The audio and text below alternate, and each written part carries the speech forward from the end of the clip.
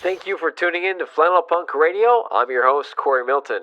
Today's interview is going to be from the band Camp Trash, who are in town with Pet Cemetery and retirement party for Pet Cemetery's 10-year celebration tour at the Detroit Lager House. How are you guys? Good. We're good. I'm doing pretty good. Yeah, thanks for having us. Yeah. Everyone says good. I'm waiting for somebody to be like, pretty awful, actually. It's night one. It's a little early for it to be awful. Yeah. Next week it's gonna be pretty. We're gonna be saying bad stuff. So, how would you introduce yourselves to somebody who's not familiar with Camp Trash? We would probably try and avoid doing it. I don't write much of the songs, so I always tell people we're Weezer, but if they were good. Which is not accurate. It's just a funny thing to say. I don't know, it's tough. I feel like if someone's familiar with our type of music, I don't know, we put them in like the, I don't know, like dousing, modern baseball type of emo pop. Yeah, we're pretty close to that stuff. We're like an emo power pop band, and that means very little to most people. So usually we say like, you know, like loud, fun guitar music. Yeah. Like trying to explain to our mothers what we do. I've been redefining the genre as flannel punk. I'm good with it. Calling it all flannel punk. I mean, I'm committed to it today. So you're currently inflanneled. How'd you guys all meet? Well, so we started with Keegan and I. Wow, really? Well, okay, You and I Keegan guess, first? I guess there's brothers that met initially at birth with each other. But yeah, I guess as a band, Keegan and I started Camp Trash originally. I'm from Michigan originally and moved here. And Keegan's from Buffalo. Yeah, just through mutual friends, we met when I first moved down there within the first year in Florida. So. Yeah, we met in high school in Florida and played in a couple bands. Played in a band with my brother Levi called Friendship America. And then when that kind of ran its course, Brian and I were writing songs that were kind of different, that were a little bit less pop punk or whatever. And so we started calling it Camp Trash kind of on accident. And then after, in like 2019, we decided to kind of like form as an actual band and start doing like recording the songs we'd written and actually playing out as Camp Trash. Here Michigan referenced a lot in your guys' songs. Yeah, so I was born and raised in White Lake, Michigan, so 40 minutes north of here. I still have a ton of family here. I'll have a ton of family here tonight. But yeah, so I moved away from here when I was 15, which I didn't get to really explore Michigan all that much. I grew up in a very small pocket, and then as I grew up, I really started seeing things that were really interesting about Michigan and about Detroit. And when I come back to visit, I really just had an appreciation for where I grew up. And I think in the songwriting, especially early on, I was really adamant about creating songs where I could talk about those things. I guess I mean, specifically on our EP, we talk a lot about towns in Michigan, and a lot of those songs were written when I was 22, so it was pretty fresh for me to feel a little bit nostalgic about where I grew up and stuff like that. Yeah, and you guys have been making music for a while, but you didn't start Camp Trash until your 30s. You want to talk on that a little bit? We had other bands and stuff, but for the most part, because we haven't. I went to college in a different state and then moved away, and so we haven't all lived in the same state for a long time. And so Friendship America was a band we just played together, just to play live shows with our friends when we came back to town. Our scene growing up was really cool.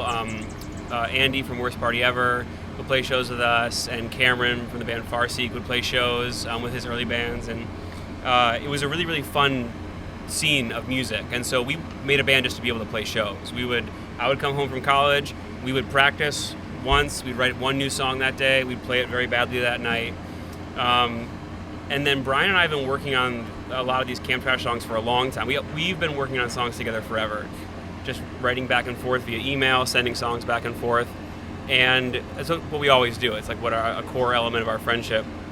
And so it was 2019 and we were playing a show with Worst Party Ever.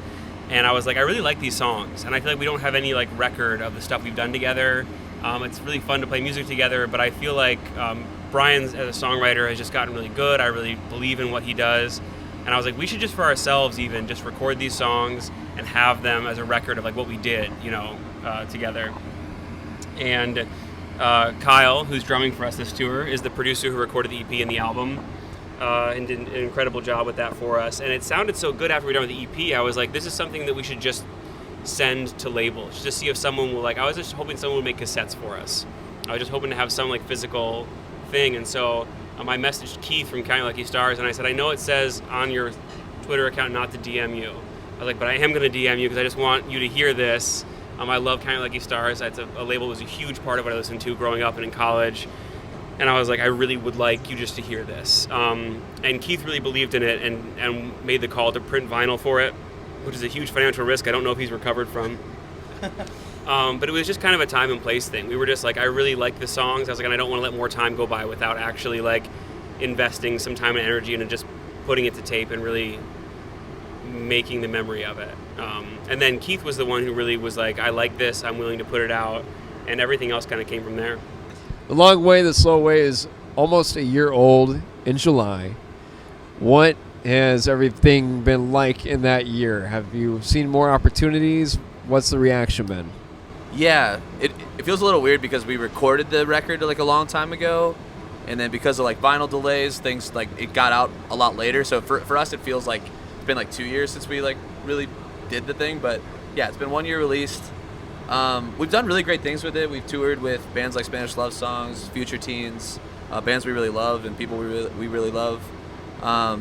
We've gotten great response from people online. I feel like we've really like built a small but mighty community of people who like us and enjoy us, and we interact with online. And I feel like it's been really fun. Like it's been really a good ride, and it's been encouraging because we've been wanting to start writing more stuff and like putting out more stuff, and so just hearing the positive response from people has like encouraged us to do that. So now this interview is going to be used as talk sets in a 1 hour show. So now I want the four of you to tell me what songs are going to play next in this show. So what are some bands that you feel don't get enough love and you want people to be introduced to? Keegan mentioned Farseek. Absolutely. Cameron Harrison is probably like one of the most important people in like the Florida scene that we came up in. Period. People Yeah, don't know. Cam booked every show in Florida for a long time. Yeah. Cam recorded our first band's first EP in his living room, in his parents' living room, in exchange for a case of beer and $20. And they put out incredible music all the time, and there's not enough attention on it because Cam does it all himself. It's all like recorded himself, performed himself. He books his own tours. He helps other people book tours. I think that Farseek is a band that deserves way more love for what they've done for other bands and way more love for like how great their music is. Is there a certain song? Your New Short Haircut. Yeah, I think it's my favorite song. But they just did release a new EP that's really good. I forgot the name of it, but Doom Scroll is a song on that record that's really good. That EP that's really good. The one I want to plug, I've recently went to a show of this band called Cal Rifkin. They're like a DC power pop band that just is doing everything I love about power pop really, really well. Their song "Break My Heart" is just an all-time banger. They're just a tiny little band that I think deserves a lot of love. There's also a lot of bands out on the West Coast that are friends of mine that I really, really love. And Mo Troper, Alien Boy, Diners. There's a new emo band in Portland called Mauve, Mauve. They're teenagers. They're incredible. They're going to go places for sure. They're just really, really sweet people. Wish Kit out in Denton, Texas are friends who are doing cool things and need more love. And Rat Tally. We tour with Rat Tally, and I think they're the best. They're the best band in existence. They're going to be playing stadiums, and I think that people should get on board now. Rat Tally is an incredible band of really sweet people. I'll plug a personal friend of mine and Keegan's especially, who I met through Keegan. Our friend Shar has a project called Miss Double. It's something that I worked on, produced with Shar, and we worked very hard on it. It's some of my favorite music I've ever recorded with an artist, and it's just came out a few months ago. It's kind of like a shoegaze dream pop, really, really droney, but with with a song sensibility, there's still meaning and words you can really understand and relate to. And if I was to give a song off that, I would say "Around You" would be my choice for that. Yeah, Shar also one of the best people on earth. Absolutely, somebody I'd die for in a heartbeat. Literally, one of the best people. The next couple questions are going to be asked by Jackson, Isaac, and Austin, all three who are in the band Loud Fox Cult and alumni of WPHS. In 2022, y'all released your record, The Long Way, The Slow Way. I just wanted to know if there was like a specific meaning behind that name, because I just thought the name was pretty intriguing. The Long Way, The Slow Way is a name I had for a long time. And it's like a lot of things. There's like, it's not, I think it's stupid to give an answer like it doesn't mean anything, but it's not supposed to be very specific. It's just like a really good feeling I got when I said it. I like the way it sounds, like the way it feels. But also a lot of the album is kind of about like acknowledging that you f***ed up and figuring out how to just live in that. Like there's not any way around anything. There's just kind of a way through stuff. And along with this, like, I have a cousin who's a huge f***, did everything wrong, had a severe gambling addiction, sold cocaine instead of having a real job for years, and they got exactly where I was. It took them more time, they went a different way, and at the end, we're in the same place, happy, healthy, with partners and homes, and like, it doesn't matter how you get there. If you get there, you get there. So the long way, the slow way is like, it doesn't matter what, we're on the radio. It doesn't matter what you did or how you got there, but you got there. Nice to meet you guys. So I guess my question would just be, when you're like preparing for a show, like, because like I said, we want to get some experience performing, like what would you say is the hardest part of the whole process? Like, do you think playing the shows is difficult? You think organizing it? Like, what type of roadblocks and hurdles are you going to encounter that maybe some people don't hear about when they're trying to do the same thing? I feel like we're in a unique position because we're a band that's like spread out across the country. So I live in Florida, Keegan lives in Portland, Oregon, Levi lives in Baltimore, our other drummer lives in Florida. It's really hard to coordinate time to get together and write and play, perform. So for things like this, it's like there's a lot of coordination just for us to practice and be prepared for this. But yeah, I think it's a lot of doing stuff on our own. You know, like really just making sure that when we get together, there's very little that we have to do or like things we have to remember when we're together to actually like put the set together. So we actually spent some time today in Ypsilanti getting the set together just because we hadn't played with Levi at all up until today. So, but up to that point, we were all pretty prepared. It's just, smoothing out the edges. I think the other thing is that like there's not like a good shortcut or a way to do things quickly. Like the only success we've had at all has been because of our friends, because of people who supported us, people who like invited us to play shows. Back in the day, Cameron would book shows just so that we could play them. And being all separated, it's hard to have an idea of like how to invest in your local music community when, like, first of all, we're old, like we don't belong in bad basement shows. Like we're like a little, we don't necessarily like need to be involved in everybody's like house show or whatever, because we're older, we want to respect people's space and everything, but we had to find a way to build a community anyway, because like I don't think it's fun or good or worth it to just try and like have a band and like how do we make this successful. Like it's not going to be successful. None of us here are successful. We've all made music something that's worked for us. We're able to do it. We're able to do it with our friends. That's incredible. But none of us here are career musicians. We have other lives, and the only way anything happens, anything fun or good at all, is if our friends work together and help us. And so we had to learn how to like build a community online, just through people we met, through shared interests, and you don't have to just market yourself. You can just find like-minded people who want to do things with you, who want to collaborate with you, who want to teach you things. Evan from Into It Over It, if you ask him anything about anything, I've messaged him and been like, how much do you charge for shipping? How do I do this or that? And he will take time out to help you no matter who you are. And that is made everything more fun and better the more we've been like, this isn't about like how we can pitch ourselves or sell ourselves or represent ourselves. You're but just doing about what who you we love, can yeah. meet. Yeah, who can you meet, and how can you help them do what they want, and how can you guys share a similar goal? Okay. I have one more question because I know you guys don't have a lot of time. But so if you think back to when you were like a child, was this something that you always wanted to do? Like you just knew that you wanted to be a musician? And when you did finally get there, was there anything different that happened from how you were visualizing or envisioning it when you were younger? Levi, you should answer, because I think you started playing music younger than I did. Yeah, me and Keegan are brothers, and our dad was a professional musician growing up.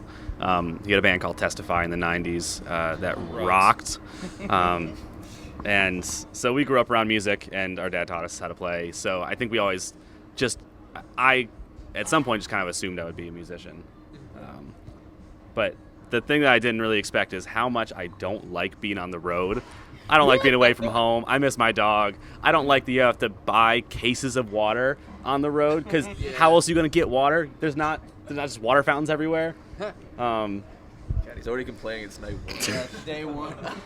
Yeah, if any of y'all know how to play bass, we'll take you on tonight. It's really easy. I think that what I didn't expect was ever to be doing this. Like, we've always done it for fun, because I think Levi and I started playing music recreationally as soon as we learned how to play instruments, because it was just the most fun thing we could do. But I don't think any of us ever expected to be on the road at all. This was something that happened late and kind of by accident. And so I just feel really, really grateful to have friends who take us out and to have an opportunity to do this at all. These are just silly songs that we've been writing for years, and to get to play them to people and to have people even know these songs is absolutely unbelievable. It's the weirdest, coolest experience. Yeah, I feel like I was really introduced to music later in life. So I've always been surrounded by my sister's a really good singer and performer, and my family is really they love music and singing along, singing together at family reunions and stuff like that. But it wasn't until I started going to shows when I was 15. I went to a show in Lansing. I saw Hit the Lights and Cartel, and then I don't know if you guys are familiar with fireworks from here, but I saw a show at the Shelter with them a long time ago, and it was those experiences of just being around other people playing music. I didn't know what I was good at the time. I just knew I wanted to be a part of it. I was this is cool. I want to write songs. I want to perform. And it was just finding the right people, moving to Florida and finding people who shared that same interest. And so, I think it was later in life for sure for me. Cool. All right, thank you guys for being on the show. I really thank appreciate you. it. Thank you. I want you guys to know we've been playing your music for a while now. Right on. On our station. Thank you. That's incredible. And, I know you guys say that you're small and you're playing these goofy songs. It doesn't seem like it. Oh, cool. Your music fits right up there with all the other ones that we hear and we play, and I think that you guys are going to get a lot of recognition as time goes on. We really appreciate it. Yeah, we really appreciate it. Thank you you. guys. Sorry for swearing on your show. Thank you so much. We're Camp Trash. I'm Brian. I'm Keegan, I'm Levi. I'm Kyle. and you're listening to 89.1 FM WPHS.